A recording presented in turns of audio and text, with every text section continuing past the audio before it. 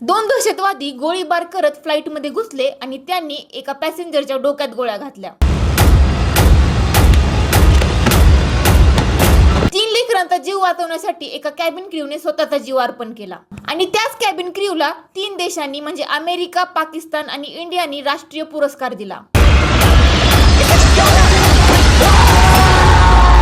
तर असं काय घडलं जाणून घ्या आमच्या व्हिडिओमधून। अवघ्या 23व्या वर्षात भारत, पाकिस्तान, अमेरिका या 3 राष्ट्रांकडून राष्ट्रीय पुरस्कार मिळाला। आपला जीव धोक्यात घालून 359 लोकांचा जीव वाचवला।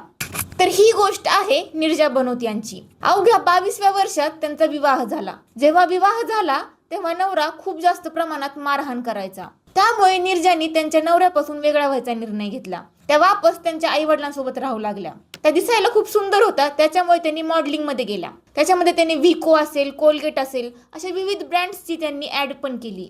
त्यांचा खरा इंटरेस्ट होता एअर होस्टेस बनण्यात। तर ही गोष्ट आहे 5 सप्टेंबर 1986 ची। 7 सप्टेंबरला नीरजा बनोत यांचा बर्थडे होता। बर्थडेच्या 2 दिवस आधी फ्लाइट पॅन AM या फ्लाइट मध्ये त्यांची ड्युटी होती। नीरजा बनोत यांच्या चांगल्या कामामुळे त्यांना फ्लाइट मध्ये पण सिनियर पोस्टवर टाकलं होतं।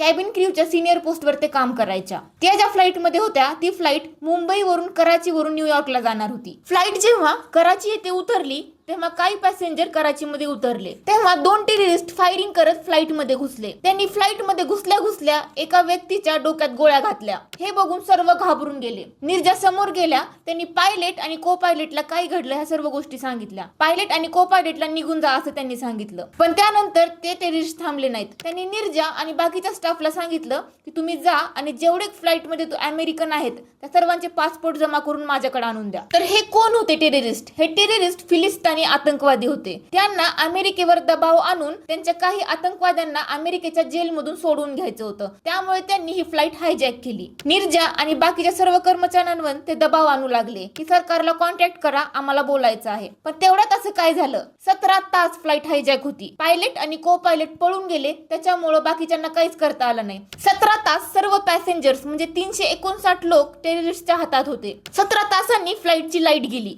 लाईट गेल्यावर नीरजा आणि तिच्या सर्व सहकाऱ्यांनी इमर्जन्सी डोर उघडले। नीरजा आणि तिचे सर्व सहकारी एक एक करून सर्व पॅसेंजर्सना इमर्जन्सी डोर्स मधून बाहेर काढत होते। तेव्हा अचानक टेररिस्टना राग आला। ते लहान 3 मुलांवर गोळीबार करणार होते। नीरजा अचानक त्या 3 लेकरांच्या समोर आली आणि सर्व गोळ्या नीरजाला लागल्या। ते 3 लेकर मात्र बचावले। या सर्व प्रकरणात 20 लोकांचा जीव गेला, पण बाकी सर्व वाचून आपापल्या मायदेशी गेले। नीरजा बनोत यांनी स्वतःचा जीव देऊन 3 लेकरांचा जीव वाचवला आणि बाकी पण कॅबिन क्रूचा जीव वाचवला। इमर्जन्सी डोर्स उघडायचे, लाईट गेल्यावर काय काय करायचं ही सर्व प्लॅनिंग नीरजा यांची होती। नीरजा त्यांच्या सहकाऱ्यांसोबत लगेच फ्लाइटच्या बाहेर पडू शकल्या असत्या, पण त्यांनी त्या 3 लेकरांचा जीव वाचवण्याला महत्त्व दिलं। त्यांच्यामुळे बाकी पण पॅसेंजर्सचा जीव वाचवला। नीरजा गेल्या, पण त्यांनी त्यांचं नाव इतिहासात कायम कोरलं। भारत, अमेरिका आणि पाकिस्तान या तिन्ही देशाचे रहिवासी त्या फ्लाइट मध्ये होते। जेव्हा ही सर्व गोष्ट बाहेर आली तेव्हा तिन्ही देशांनी नीरजाला राष्ट्रीय पुरस्कार देण्याचं ठरवलं। नीरजा यांनी जे केलं हे शौर्य आजपर्यंत कोणीही विसरलेलं नाही आणि ते इतिहासात कायम असंच अमर राहील। आमचा व्हिडिओ आवडला असेल तर चॅनलला नक्की सबस्क्राईब करा।